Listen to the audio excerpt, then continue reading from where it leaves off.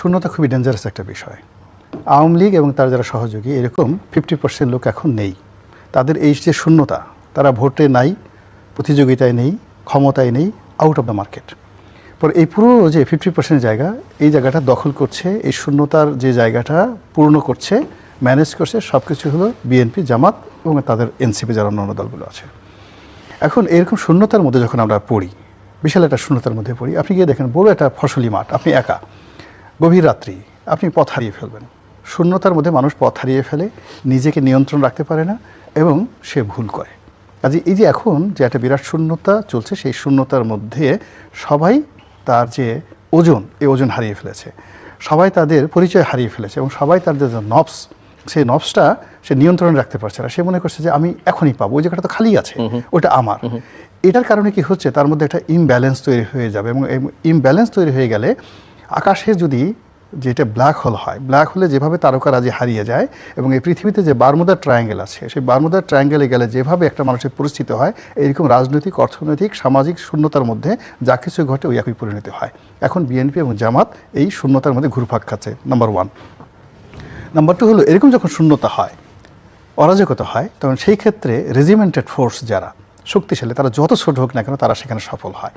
এবং regimented force না, কিন্তু সংখ্যাধিক্য, অনেক সংখ্যাধিক্য, ইট বিকাম এ লায়াবিলিটিস এরকম একটা শূন্যতার ক্ষেত্রে। ফলে এই যে বিএনপির 35% যে ভোটার, তাদের ব্রুট মেজরিটি, তাদের সঙ্গে তাদের যে মানে জনপ্রিয়তা, এইরকম একটা অবস্থাতে এটা তাদের জন্য লায়াবিলিটিস। বিকজ এই সময়টাতে যেহেতু শূন্যতাতে আগে তারা গোল হয়ে বসেছিল, সেই মানে নুরুল দিনের সারা জীবন কবিতার মতো, গোল হয়ে বসো, কাছাকাছি আসো। আওয়ামী লীগের চাপে তারা একত্র হয়েছিল, আর আওয়ামী লীগ যখন সরে গেছে, তারা একে অপরের সঙ্গে সম্পর্ক বিচ্ছিন্ন করে ছড়িয়ে পড়েছে টেকনাফ থেকে তেঁতুলিয়া পর্যন্ত। এটাকে একটা নিয়ন্ত্রণ করা যাচ্ছে না। তো এই যে নিয়ন্ত্রণ করা যাচ্ছে না, ফলে বিএনপির এই যে ব্রুট মেজরিটি, প্রচুর লোকজন, এটা এখন বিএনপির জন্য লায়াবিলিটিস। আর অন্যদিকে এই সময়টার মধ্যে যে রেজিমেন্ট ফোর্সগুলো, তারা এজ এ পিলার হিসেবে যার যার জায়গায় মতো বসে পড়ছে জামাত। This is second. থার্ডলি হলো, প্রকৃতির যদি ইতিহাস ধরেন, আমাদের রাজনীতির ইতিহাস ধরেন, সেই রাজনীতির ইতিহাসে আমরা সবসময় দেখেছি যে যারা খুব বেশি আত্মবিশ্বাসী থাকে, খুব বেশি আশাবাদী থাকে, স্বপন বিলাসী থাকে এবং নিজেদের জয়ের ব্যাপারে শতভাগ নিশ্চিত থাকে, ইতিহাস সাক্ষী প্রায় সব ক্ষেত্রে তারা গোহারা হেরেছে।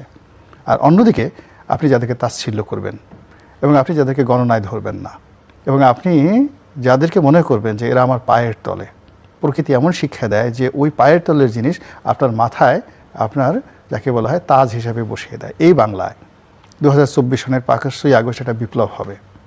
হাসনাত, সার্জিস, যে সমস্ত ছেলেরা, কিংবা ধরেন ওই এখন ঢাকা বিশ্ববিদ্যালয়ের ভিপি হয়েছে সাদিক কায়ুম, এরা ছাত্রলীগের পঞ্চম টায়ার, পঞ্চম সারিরও কোনো কর্মী ছিলেন না। ছাত্রলীগ নামধারী এই সমস্ত নেতাকর্মী, তাদের হাতে আওয়ামী লীগের পতন হবে।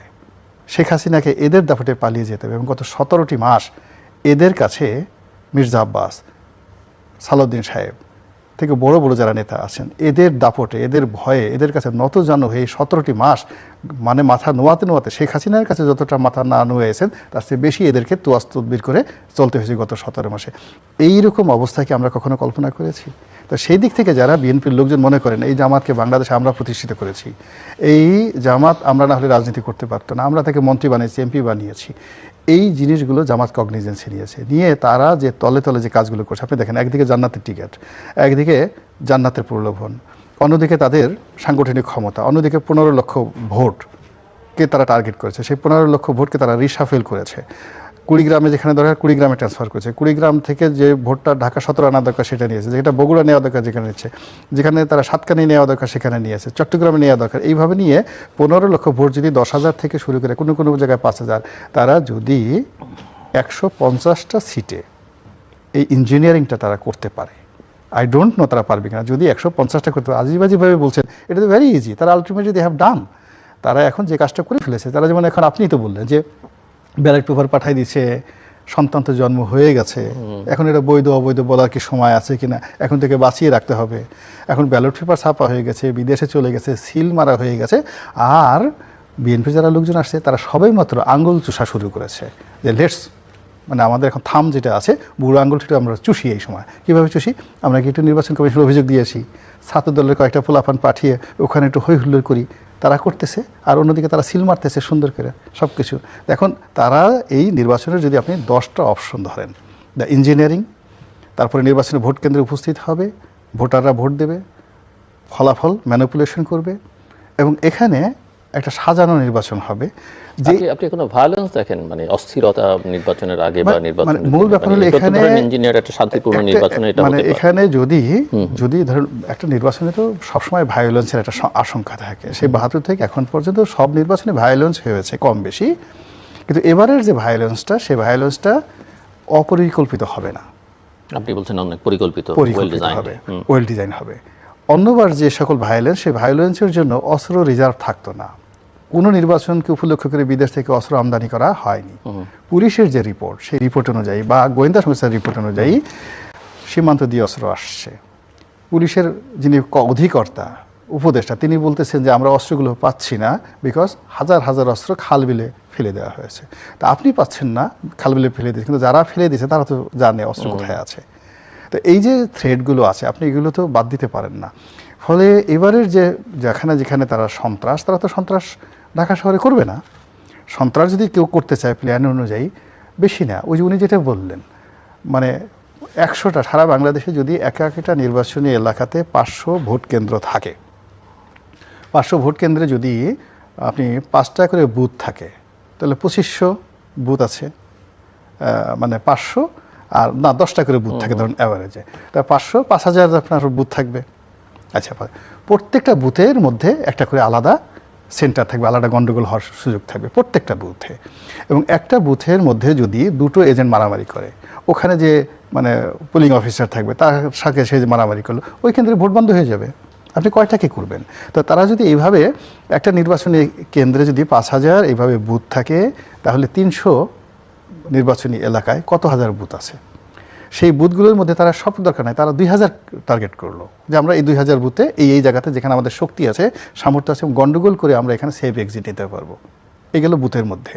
এরপরে আপনি আসেন সেন্টারের বাইরে ওই যে ভোট কেন্দ্রের জন্য জামাতের একটা অফিস থাকবে, বিএনপির একটা অফিস থাকবে, এনসিপির একটা অফিস থাকবে, প্রত্যেক থাকবে। ওখানে ধরেন তারা টার্গেট করলো যে আমরা সারা বাংলাদেশে ধরেন 500 সেন্টার আছে, 500 সেন্টারের মধ্যে 3-5-1500, মানে 15,000 সেন্টার আছে। তো 15,000 সেন্টারের মধ্যে আমি বেশি না 100 সেন্টারে গন্ডগোল করবো, জাস্ট 100 সেন্টারে গন্ডগোল করবো। প্ল্যান অনুযায়ী আপনি কী করবেন? What can you do? এরপরে 100 সেন্টারের সাথে গন্ডগোল করে আমি টোটাল জিনিসগুলো নিয়ন্ত্রণের বাইরে নিয়ে যাব মাত্র 20 থেকে 25টা সেন্টারে। 20-25টা সেন্টারে আমি কাজগুলো করব। দেখুন এই যে কাজগুলো আপনি এটা ধরে নেন যে এইগুলো হতে পারে, ধরেন একেবারে হলো না, হতে পারে। তো এটা যখন হবে, এটার জন্য আপনার প্রস্তুতি কী? এই প্রস্তুতিটা তো আমি সরকারের পক্ষ থেকে কাউকে দেখছি না। বিএনপির যারা লোকজন, তারা যেভাবে ফেসবুক নিয়ে ব্যস্ত, যেভাবে তারা যাকে বলা হয় ইউটিউব নিয়ে ব্যস্ত, যেভাবে তারা জনাব তারেক রহমান সাহেবকে মহামানব বানাতে ব্যস্ত, জিয়াউর রহমান সাহেবের পরিবারের একটা লিগেসি তৈরি করতে এই সময়টাতে ব্যস্ত, তো এই ব্যস্ততার সঙ্গে কন্টেম্পোরারি নির্বাচন সংক্রান্ত যে ঝুঁকিগুলো রয়েছে, সেগুলোর যে অ্যাকশন প্ল্যান, সেই অ্যাকশন প্ল্যানটা আমি দেখছি না। হঠাৎ করে যেখানে ধরেন গত 17 মাসে মানে যমুনাতে জামাতের প্রভাব, রাস্তাঘাটে, পথে ঘাটে, ব্যবসা বাণিজ্যে সব জায়গাতে জামাতের লোকজন, রাষ্ট্রদূত থেকে শুরু করে সবাই জামাতের আমিরের দরবারিকে হাজির দিয়ে যাচ্ছে। অল অন এ সাডেন সমস্ত স্রোতগুলো সব যে তারেক রহমান কেন্দ্রিক হচ্ছে, আপনার কাছে মনে হচ্ছে এগুলো সব স্বাভাবিক? আমার কাছে স্বাভাবিক মনে হচ্ছে না। এমনও তো হতে পারে যে স্রোতটা ডাইভার্ট করে ওদিকে দেওয়া হয়েছে, you busy with that thing, তুমি তোমার এই কাজে ব্যস্ত থাকো, আমরা অন্য কাজে ব্যস্ত থাকি।